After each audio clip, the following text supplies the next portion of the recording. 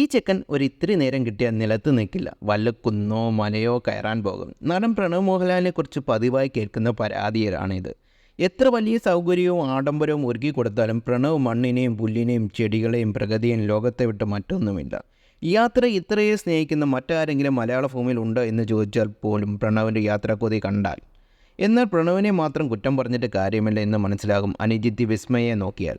ചേട്ടനെ പോലെ തന്നെ അനുജിത്തി മായയെ നാട്ടിൽ നിൽക്കാൻ വലിയ താല്പര്യമൊന്നുമില്ലെന്ന് തോന്നുന്നു.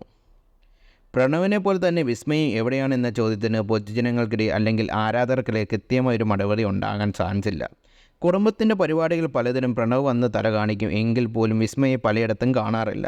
അടുത്തിടെ അച്ചമ്മ ശാന്തകുമാരിയുടെ ജന്മദിനത്തിന് പ്രണവ് ഉണ്ടായിരുന്നെങ്കിലും വിസ്മയെ ആരും അവിടെ കണ്ടില്ല. താരപുറത്തേക്ക് ഉലകം ചുറ്റൽ എന്നാൽ ത്രില്ലാണ്. ഉദാഹരണത്തിന് ഏറ്റവും പുതിയ ചിത്രങ്ങൾ തന്നെ കാണണം.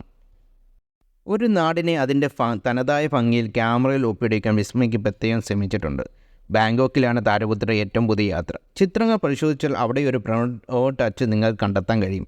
വിസ്മയുടെ കണ്ണിലുടയ്ക്കുന്നതും പ്രണവ് പകർത്തുന്നതും പോലുള്ള വിലമനിക്കാത്ത ചെറിയ കാഴ്ചകൾ അതേ ചുറ്റിപ്പറ്റിയുള്ള സന്തോഷങ്ങളുമാണ്.